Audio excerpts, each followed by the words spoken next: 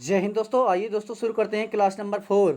जैसे कि दोस्तों हम आपको RRB NTPC RRB group D RRB JE सभी के क्वेश्चन करा रहे हैं आरआरबी एएलपी के। ये दोस्तों क्लास नंबर 4 है हमारी।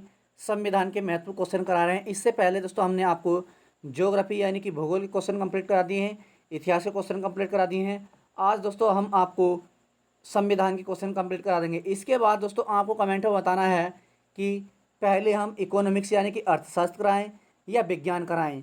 तो जल्दी से जल्दी कमेंट में बताना सभी भाई बहन को जो भी हमारी क्लास देख रहा है कि पहले आपको कौन सा सब्जेक्ट कराना, अर्थशास्त्र या विज्ञान। दोनों में से एक कमेंट करके बताना है। तो कल हम ये वाली क्लास लेकर आएंगे इन दोनों में से एक। तो शुरू करते हैं क्वेश्चन नंबर 280। 280 से पहले तक तो हमने क्वेश्चन तीन क्लासों में कंप्लीट करा दिए, 3 क्लासों में दोस्तों। तो आप पहले इन क्वेश्चनों को देखिए क्योंकि बार बार रिवीजन किए जाते हैं और रिपीट किए जाते हैं। आरआरबी बार बार क्वेश्चन रिपीट करती है। आप देख सकते हैं विद डेट समित आपके सामने है कितनी बार क्वेश्चन रिवीजन किया गया है। तो चलिए शुरू करते हैं। Question number 280। किस संविधान संशोधन अधिनियम द्वारा लोकसभा की सीटों की संख्या 525 से बढ़कर 545 हो गई? ये पूछा गया था तो आरआरबी जेई 1 जनवरी 2019 को। तो राइट आंसर ये है 31वें संविधान संशोधन 1973 द्वारा। 31वें संविधान संशोधन 1973 द्वारा।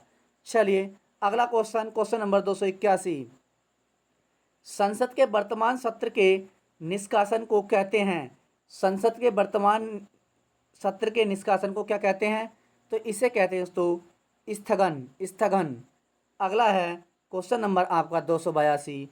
संसद के दो सत्रों के बीच का अधिकतम अंतराल कितने माह का होता है? तो राइट आंसर ये होता है दोस्तों आपका 6 महीने का। 6 महीने का दोस्तों।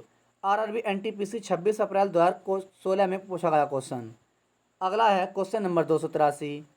ओबीसी वर्ग में क्रीमी लेयर की पहचान करने के लिए नियुक्त समिति का नाम क्या था जिसने 1993 में अपनी रिपोर्ट प्रस्तुत की और उसे स्वीकार कर लिया था या कर लिया गया था? तो राइट आंसर ये था रामनंदन समिति। अगला क्वेश्चन नंबर 284।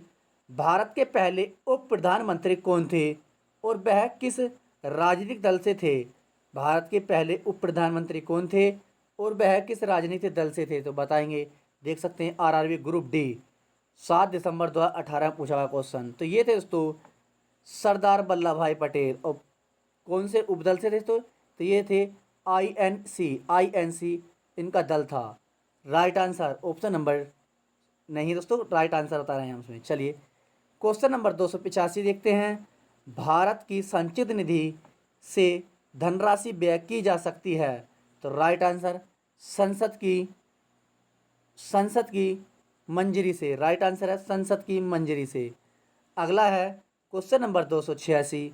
भारत को भारत को समेकित निधि वह निधि है जिसमें राइट आंसर भारत सरकार का या किसी और से प्राप्त सभी धन का जमा किया जाते हैं। आइए रिपीट कर लेते हैं एक बार क्वेश्चन और। भारत के समेकित निधि वह निधि है जिसमें भारत सरकार द्वारा या उसकी ओर से प्राप्त सभी धन जमा किया जाते हैं। इसे हम दोस्तों समेकित निधि कहते हैं। अगला है क्वेश्चन नंबर 287। सूचना का अधिकार आरटीआई अधिनियम किस वर्ष लागू हुआ?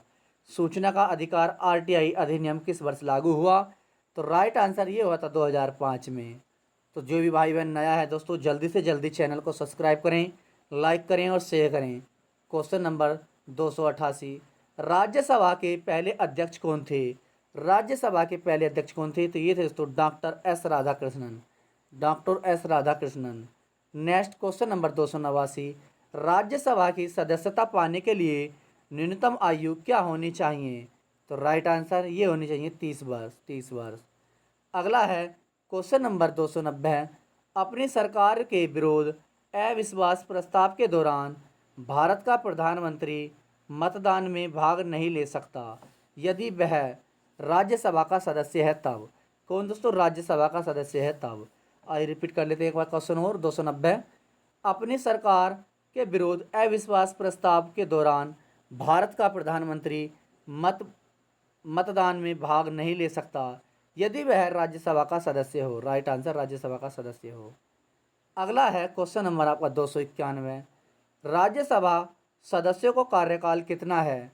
तो राइट आंसर ये 6 वर्ष का, 6 वर्ष का। भारतीय संसद का उच्च सदन किसे कहा जाता है? भारतीय संसद का उच्च सदन किसे कहा जाता है? तो राइट आंसर ये राज्यसभा को, राज्यसभा को। राज्यसभा दोस्तों कभी भंग हो सकती है नहीं, ये आपको कमेंट में बताना है। और राष्ट्रपति की उम्र कितनी होती है दोस्तों, बताएंगे राष्ट्रपति बनने के लिए। नेक्स्ट क्वेश्चन, क्वेश्चन नंबर 293, संसद या सांसद स्थानीय विकास योजना के तहत प्रत्येक सांसद को उनके अपने क्षेत्रों का विकास करने के लिए निर्धारित वार्षिक आयु, तो राइट आंसर ये है 5 करोड़, 5 करोड़। अगला है, देख सकते हैं दोस्तों, आरआरबी जेईई 2014 का क्वेश्चन पूछा गया है। अगला है क्वेश्चन नंबर आपका 294, मंत्रिपरिषद सामूहिक रूप से किसके प्रति उत्तरदायी है? आंसर ये लोकसभा के, लोकसभा के।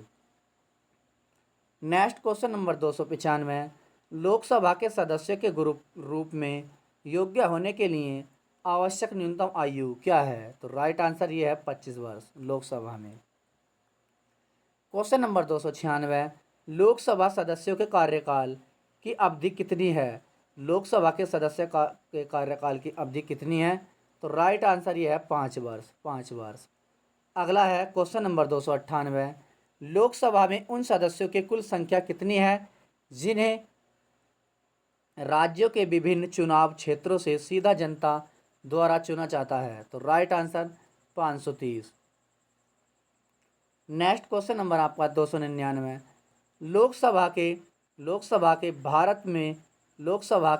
लोकसभा में भारत के संविधान के अनुसार केंद्र शासित प्रदेशों में अधिकतम कितने सदस्य हो सकते हैं? तो राइट आंसर 20। अगला क्वेश्चन है क्वेश्चन नंबर आपका 300।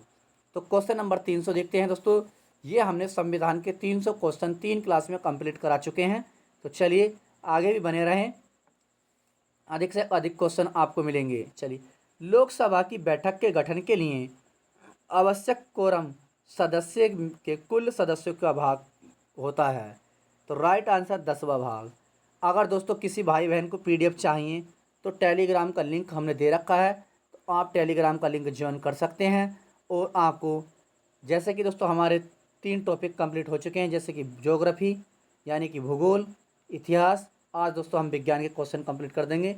जो भी RRB, NTPC, group D, JE और एएलपी में पूछे गए क्वेश्चन है सभी, अगर आपको पीडीएफ चाहिए तो दोस्तों टेलीग्राम में लिंक है, टेलीग्राम का लिंक है डिस्क्रिप्शन में, तो जाकर ज्वाइन करें और पीडीएफ प्राप्त करें। बस आपको इतना लिखना है, आरआरबी, एनटीपीसी, ग्रुप डी, विज्ञान, ज्योग्राफी, सभी आल विषय की पीडीएफ तो दोस्तों तुरंत आपको मिल जाएंगी। तो जल्दी से जल्दी हमारे टेलीग्राम को भी ज्वाइन करें। टेलीग्राम, अगर टेलीग्राम नहीं है तो व्हाट्सएप ग्रुप ज्वाइन कर सकते हैं। व्हाट्सएप ग्रुप पर भी आपको पीडीएफ प्राप्त कराई जा रही हैं। चलिए, क्वेश्चन नंबर 301, लोकसभा के संदर्भ में सदन के नेता का अर्थ है? तो राइट आंसर प्रधानमंत्री या प्रधानमंत्री द्वारा नामित मंत्री। अगला है क्वेश्चन नंबर 302। वर्ष 2014 में लोकसभा का चुनाव हुआ था, तो दोस्तों कौन सा नंबर का था ये? 16वां दोस्तों। किसी भी प्रकार से क्वेश्चन पूछा जा सकता है दोस्तों। चलिए अगला क्वेश्चन, क्वेश्चन नंबर 330, किस प्रधानमंत्री की मृत्यु के बाद गुलजारी लाल नंदा ने दूसरी बार कार्यवाहक प्रधानमंत्री के रूप में पदभार संभाला? तो राइट आंसर ये थे लाल बहादुर शास्त्री, लाल बहादुर शास्त्री। अगला है क्वेश्चन नंबर 304, कौन सी भारतीय प्रधानमंत्री ने संसद का सामना नहीं किया? कौन से भारतीय प्रधानमंत्री ने संसद का सामना नहीं किया? तो ये तो चौधरी चरण सिंह। नेक्स्ट क्वेश्चन है, क्वेश्चन नंबर आपका है 307। 306 क्वेश्चन कंप्लीट करा दिया हमने, 307 देखते हैं। एक व्यक्ति जो संसद के दोनों सदनों का सदस्य नहीं है उसे मंत्रिपरिषद के सदस्य के रूप में नियुक्त किया गया जा सकता है, किंतु उसे दोनों सदनों में से किसी एक का सदस्य में होना होगा। तो बताएंगे किसका? तो राइट आंसर ये 6 महीने के अंदर, 6 महीने में अगला है क्वेश्चन नंबर आपका 308। प्रधानमंत्री श्री नरेंद्र मोदी लोकसभा में किस स्थान का प्रतिनिधित्व करेंगे? तो राइट आंसर ये वाराणसी से थे, वाराणसी से। Next question number 309। भारत के नियंत्रक एवं महालेखा परीक्षक किसके द्वारा नियुक्त किया जा सकता है? तो राइट आंसर ये राष्ट्रपति। नेक्स्ट, भारत के प्रधानमंत्री के रूप में नियुक्त के लिए पात्र होने की न्यूनतम आयु क्या है? तो राइट आंसर ये है 25 वर्ष, 25 वर्ष। नेक्स्ट, भारत के किस प्रधानमंत्री ने लाल किले से राष्ट्रीय झंडा सर्वाधिक बार फहराया? तो राइट आंसर किसने फहराया? तो ये थे दोस्तों Jawaharlal Nehru ji, Jawaharlal Nehru. Next question number 312। Bharat के कार्यकारी प्रमुख किसे माना जाता है? भारत के कार्यकारी प्रमुख किसे माना जाता है? तो राइट आंसर ये हैं प्रधानमंत्री, प्रधानमंत्री। Next question number 313। राज्य के गवर्नर नियुक्त किसके द्वारा की जाती हैं? राज्य के गवर्नर की नियुक्ति किसके द्वारा की जाती है? तो राइट आंसर ये राष्ट्रपति के द्वारा। आरआरबी ग्रुप डी दिसंबर 2018 में पूछा गया क्वेश्चन। अगला है क्वेश्चन नंबर 314। भारतीय गणराज्य में एक केंद्र शासित प्रदेश के प्रशासनिक प्रमुख को क्या कहा जाता है? तो राइट आंसर ये कहा था उपराज्यपाल, उपराज्यपाल। Next question number 315। भारत के किसी राज्य के राज्यपाल के रूप में नियुक्ति के लिए निर्धारित न्यूनतम आयु सीमा क्या है? तो राइट आंसर ये है 35 वर्ष। Question number 316। भारत में किसी राज्य की पहली महिला प्रधानमंत्री? तो ये थी दोस्तों सुचेता कृपलानी। कहाँ की थी? ये थी दोस्तों उत्तर प्रदेश की। और राज्यपाल कहाँ की थी? वो थी दोस्तों हमारी सरोजिनी नायडू, वे भी दोस्तों उत्तर प्रदेश की थी। Next question number 317। भारत के किसी राज्य का मुख्यमंत्री बनने के लिए न्यूनतम आयु? तो ये है दोस्तों मुख्यमंत्री बनने के लिए न्यूनतम आयु 25 वर्ष, राष्ट्रपति बनने के लिए 35 वर्ष, राज्यपाल बनने के लिए 35 वर्ष। चलिए अगला क्वेश्चन, क्वेश्चन नंबर 318। अगर राष्ट्रपति और उपराष्ट्रपति के पद रिक्त हों जाते हैं तो भारत के राष्ट्रपति के रूप में कौन कार्यकारी करेगा? तो राइट आंसर ये भारत का मुख्य न्यायाधीश। दोस्तों 3 से 4 बार रिपीट किया गया क्वेश्चन है ये। चलिए क्वेश्चन नंबर 319। कि देश के किस उच्च न्यायालय का क्षेत्राधिकार सबसे बड़ा है? देश के किस उच्च न्यायालय का क्षेत्राधिकार सबसे बड़ा है? तो राइट आंसर ये है गुवाहाटी उच्च न्यायालय का, गुवाहाटी उच्च न्यायालय का। अगला है क्वेश्चन नंबर आपका 320। भारतीय संविधान का भाग 5 में अनुच्छेद सर्वोच्च न्यायालय के गठन, स्वतंत्रता, शक्ति अवधि का कार्य क्षेत्र और प्रक्रिया का वर्णन करते हैं। तो राइट आंसर ये 124 से 147 तक। अगला है क्वेश्चन नंबर 321। सर्वोच्च न्यायालय के न्यायाधीश के रूप में योग्य होने के लिए एक व्यक्ति को उच्च न्यायालय में वर्षों की न्यूनतम अवधि तक कार्य का अनुभव होगा या होना है? तो राइट आंसर बताएंगे तो ये है दोस्तों आपका 10 वर्ष, राइट आंसर 10 वर्ष। अगला क्वेश्चन नंबर 322। भारत का उच्चतम न्यायालय इस दिन अस्तित्व में आया था? भारत का उच्चतम न्यायालय किस दिन अस्तित्व में आया था? तो ये आया था दोस्तों 26 जनवरी 1950, 26 जनवरी 1950। देख सकते हैं दोस्तों आरआरबी एनटीपीसी 19 जनवरी 2017 में क्वेश्चन पूछा गया है और आरआरबी एनटीपीसी 18 अप्रैल 2016 में क्वेश्चन पूछा गया है। तो दोस्तों बार बार रिपीट किए जाते हैं दोस्तों क्वेश्चन, तो इसलिए हमारी क्लास एक नहीं छोड़नी है आपको। और जो भी नया है तो चैनल को जल्द से जल्द सब्सक्राइब कर लें और लाइक करें। चलिए क्वेश्चन नंबर 323। सुप्रीम कोर्ट के न्यायाधीश की सेवानिवृत्ति की उम्र क्या है? तो राइट आंसर ये है 65 वर्ष। देख सकते हैं दोस्तों हर एक क्वेश्चन 2 से 3 बार रिपीट किया गया है। दोस्तों आरआरबी एनटीपीसी 2016 में पूछा गया, आरआरबी एनटीपीसी 2017 में पूछा गया, लगातार पूछा गया दोस्तों। अगला देखते हैं क्वेश्चन नंबर 324। उच्च न्यायपालिका की पहली मुस्लिम महिला न्यायमूर्ति कौन थी? तो राइट आंसर ये थी न्यायमूर्ति एवं फातिमा बीबी। अगला है क्वेश्चन नंबर आपका 324। उच्च न्यायपालिका की पहली मुस्लिम महिला न्यायमूर्ति कौन थी? तो राइट आंसर ये थी न्यायमूर्ति फातिमा बीबी, न्यायमूर्ति फातिमा बीबी। अगला है क्वेश्चन नंबर 325। भारत में सबसे पुराना उच्च न्यायालय कौन सा है?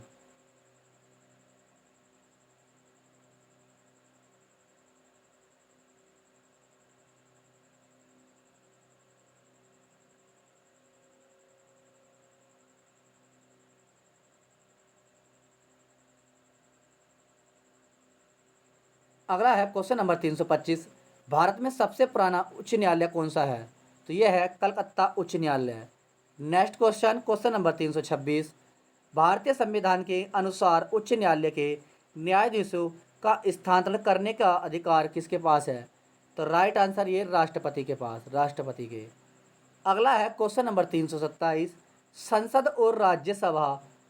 और राज्य विधानसभा की विधायी अतिरिक्त की जांच के जरिए की जाती है। तो राइट आंसर न्यायिक समीक्षा, न्यायिक समीक्षा। अगला है क्वेश्चन नंबर 328, भारत के मुख्य निर्वाचन आयुक्त की नियुक्ति कौन करता है? भारत के मुख्य निर्वाचन आयुक्त की नियुक्ति कौन करता है? तो राइट आंसर ये करता है राष्ट्रपति, राष्ट्रपति। अगला है question number 329, question number 329, Bharat के मुख्य निर्वाचन आयुक्त को उनके पद से कौन हटा सकता है? तो राइट आंसर ये संसद के दोनों सदन, संसद के दोनों सदन। अगला है क्वेश्चन नंबर 330, स्वतंत्र भारत का प्रथम आम चुनाव कब हुआ था? स्वतंत्र भारत का प्रथम आम चुनाव कब हुआ था? तो दोस्तों ये होता 1951 से 1952। अगला है क्वेश्चन नंबर 321 इकतीस, तो 331 नंबर देखते हैं। 331, निम्नलिखित में से CEC का अर्थ क्या है? CEC का अर्थ क्या है? तो राइट आंसर ये है chief election commissioner, chief election commissioner. चलिए अगला देखते हैं क्वेश्चन नंबर आपका 332, योजना आयोग की स्थापना कब की गई? तो ये की गई थी तो 1950 में। योजना आयोग की स्थापना कब की गई थी? 1950 में। क्वेश्चन नंबर 333 यानी कि 333, क्वेश्चन नंबर 333, भारत के किस केंद्र शासित प्रदेश में पंचायती राज व्यवस्था नहीं है? तो राइट आंसर ये दिल्ली में। अगला है क्वेश्चन नंबर 334, सिफारिश किस सिफारिश के निर्णय लेने की शक्ति को विकेंद्रित किया जाना चाहिए और निर्वाचन स्थानीय निकायों की स्थापना की जानी चाहिए? तो राइट आंसर ये है बलवंत राय मेहता समिति, बलवंत राय मेहता समिति। अगला देखते हैं क्वेश्चन नंबर आपका 335, भारत की पंचायत राज संस्था स्थापित करने वाला राज्य है? तो राइट आंसर ये है गुजरात, गुजरात नहीं दोस्तों, राजस्थान, राजस्थान। आई रिपीट, एक बार क्वेश्चन रिपीट कर लेते हैं। भारत में पंचायत राज संस्थान स्थापित करने वाला पहला राज्य है? तो राइट आंसर ये है राजस्थान। किस जिले से? जो कि नागौर जिले से। अगला है क्वेश्चन नंबर आपका 336, लोकसभा और विकास के लिए पंचायती राज संस्थाओं के पुनः स्थापना के लिए राजीव गांधी 1986 ईस्वी में गठित समिति का नाम क्या था?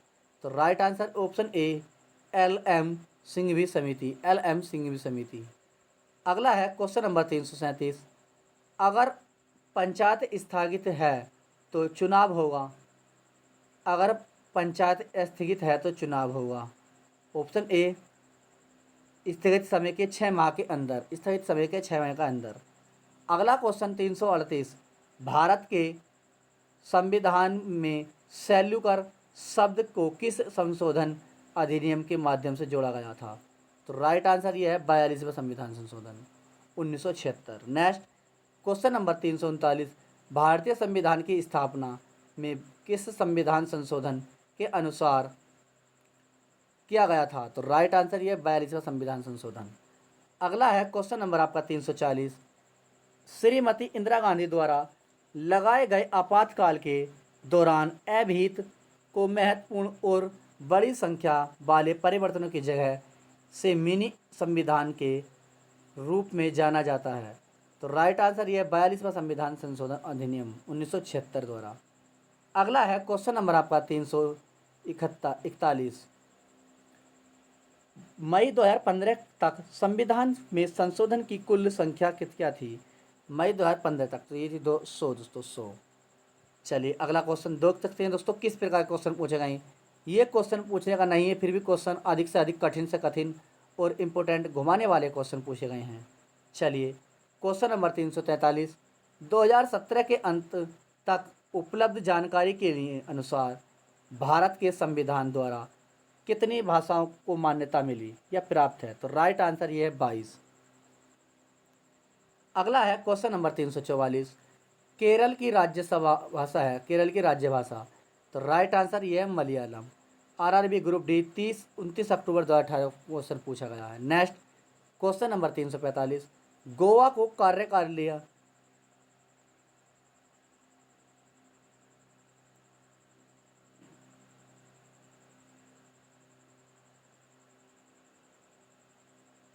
गोवा की कार्यालय कारिक भाषा क्या है? तो राइट आंसर ये है कोंकणी। क्या है दोस्तों? कोंकणी, कोंकणी। अगला है क्वेश्चन नंबर 346, नागालैंड की राजकीय भाषा क्या है? नागालैंड की दोस्तों ये अंग्रेजी, अंग्रेजी।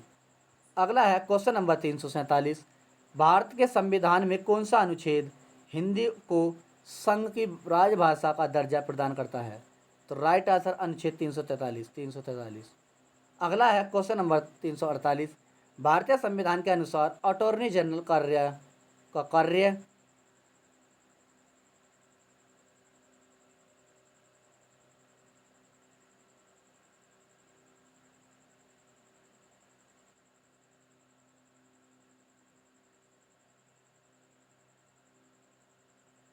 अगला है क्वेश्चन नंबर 348, भारतीय संविधान के अनुसार अटॉर्नी जनरल का कार्यकाल कितने वर्षों का होता है? तो दोस्तों ये होता है अनिश्चित, अनिश्चित।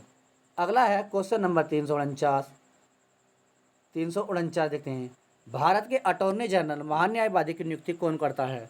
तो बताएंगे कौन करता है दोस्तों? तो ये करता है दोस्तों राष्ट्रपति। भारत के अटॉर्नी जनरल महान्यायवादी की नियुक्ति कौन करता है? तो ये करता है दोस्तों राष्ट्रपति। अगला क्वेश्चन नंबर 350, किस विधि अधिकारी के पास संसद के दोनों सदनों में बोलने का अधिकार है? किस विधि अधिकारी के पास संसद के दोनों सदनों में बोलने का अधिकार प्राप्त है? तो राइट आंसर ये है महान्यायवादी अटॉर्नी जनरल को, महान्यायवादी अटॉर्नी जनरल को। 30 मई जेई 2019 में पूछा गया क्वेश्चन है ये दोस्तों। चलिए अगला देख लेते हैं। क्वेश्चन नंबर आपका है 351,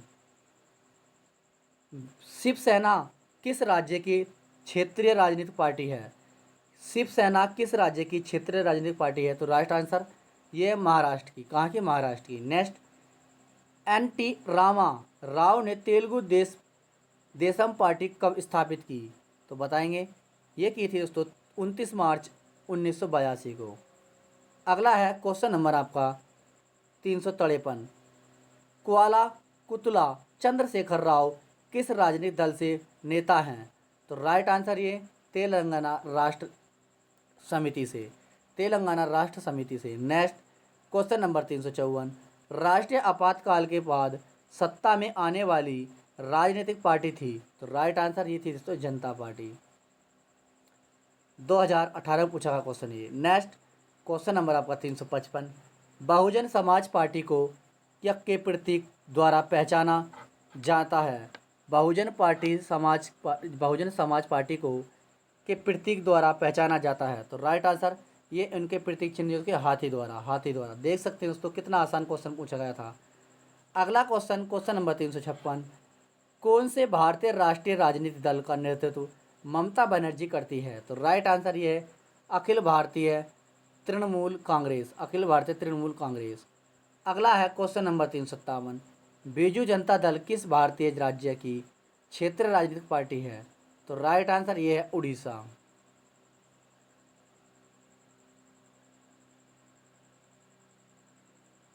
अगला क्वेश्चन, क्वेश्चन नंबर 358, भारतीय राजनीतिक संगठन एनडीए का पूर्ण रूप क्या है? तो राइट आंसर ये है राष्ट्रीय जनतांत्रिक गठबंधन, राष्ट्रीय जनतांत्रिक गठबंधन। नेक्स्ट क्वेश्चन नंबर 359, आम आदमी पार्टी का गठन किस वर्ष किया गया? तो राइट आंसर ये 2012 में क्वेश्चन पूछा गया आरआरबी एनटीपीसी 16 अप्रैल 2016 को।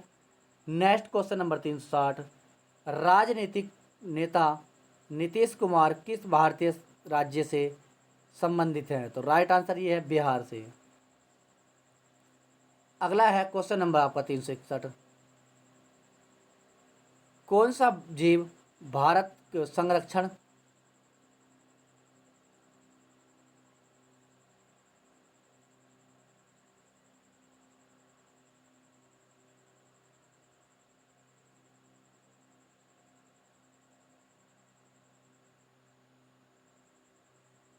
अगला क्वेश्चन, सॉरी, चलिए देख लेते हैं। क्वेश्चन नंबर 361, कौन सा जीव भारत का राष्ट्रीय जलीय जीव है? तो राइट आंसर ये है गंगा डॉल्फिन मछली। नेक्स्ट क्वेश्चन नंबर आपका 362 देखते हैं। भारत का राष्ट्रीय गीत किसने लिखा था? तो ये लिखा था बंकिम चंद्र चटर्जी ने। देख सकते हैं 2016 में पूछा गया है, 2017 में पूछा गया है, तो दोस्तों आने वाले एग्जाम में पूछा जाएगा। चलिए क्वेश्चन नंबर 363, वर्तमान में प्रचलित भारतीय राष्ट्रीय ध्वज का डिजाइन किसके द्वारा तैयार किया गया था? तो राइट आंसर ये पिंगल वेंकैया। अगला क्वेश्चन नंबर 364, भारत का राष्ट्रीय खेल किसे माना जाता है? भारत का राष्ट्रीय खेल किसे माना जाता है? तो दोस्तों राष्ट्रीय आंसर ये है फील्ड हॉकी को। नेक्स्ट क्वेश्चन नंबर 365, संस्कृत शब्द सत्यम विजयते लिया गया है? तो राइट आंसर मुंडको उपनिषद से सॉरी। क्वेश्चन नंबर 366, भारत के राष्ट्रगान की रचयिता कौन है? भारत के राष्ट्रगान के रचयिता कौन है? तो right answer Rabindranath Tagore. Next question number 367, संविधान के अनुसार तिरंगे की लंबाई और चौड़ाई के बीच का अनुपात क्या होना है? तो राइट आंसर 3:2। अगला है क्वेश्चन नंबर आपका 368, भारतीय महिला आयोग की प्रथम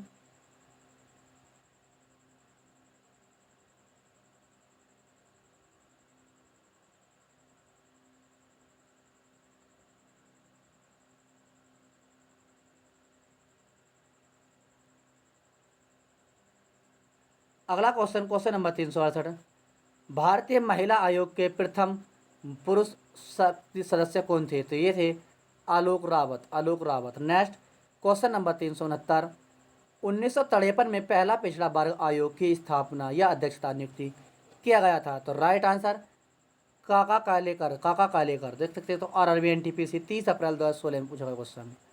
नेक्स्ट क्वेश्चन नंबर 370, किस प्रथम वर्ष क्वेश्चन नंबर 370, किस वर्ष प्रथम राज्य पुनर्गठन आयोग की स्थापना की गई? किस वर्ष प्रथम वर्ष राज्य पुनर्गठन आयोग की स्थापना की गई? तो राइट आंसर 1953 में। आरआरबी एनटीपीसी 17 जनवरी 2017 क्वेश्चन पूछा गया। तो दोस्तों ये हमने 3 क्लास में आपको कितने क्वेश्चन कंप्लीट करा दिए? 370 विज्ञान के, सॉरी संविधान के दोस्तों। तो आपका दोस्तों आरआरबी एनटीपीसी से जो प्रीवियस क्वेश्चन पूछा जाएगा तो आपका एक भी क्वेश्चन इस 3 क्लासों से नहीं बचेगा, क्योंकि दोस्तों बार बार क्वेश्चन रिपीट किए जा रहे हैं। तो अभी तक यही क्वेश्चन पूछे गए हैं आरआरबी एनटीपीसी ग्रुप डी और एएलपी में। सभी प्रकार क्वेश्चन हमने 3 टॉपिक आपको कंप्लीट करने हैं, यानी कि 3 सब्जेक्ट। कौन कौन से दोस्तों? तो एक है आपका इतिहास, ये हमने कंप्लीट करा दिया है आपका। एक है आपका दोस्तों भूगोल, ये भी हमने आपको कंप्लीट करा दिया है दोस्तों। और आज हमारा संविधान भी कंप्लीट हो चुका है, संविधान। तो दोस्तों तीनों क्लास देखनी है आपको। अगर क्वेश्चन आपका रिपीट किया जाएगा तो जीके जीएस का इस 3 क्लास से बाहर नहीं जाएगा, इतिहास, भूगोल और संविधान। इसके बाद आप कमेंट में बताएंगे कि कल हम क्लास जो लेकर आएँ इकोनॉमिक्स यानी कि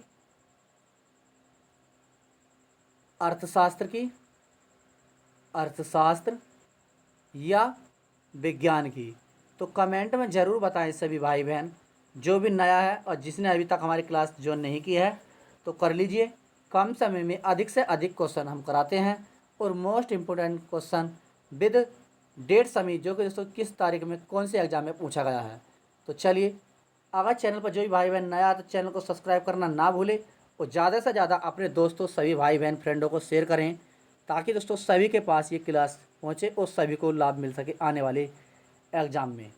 तो चैनल पर जो भी नया है तो चैनल को सब्सक्राइब करें, लाइक करें, शेयर करें। जय हिंद दोस्तों।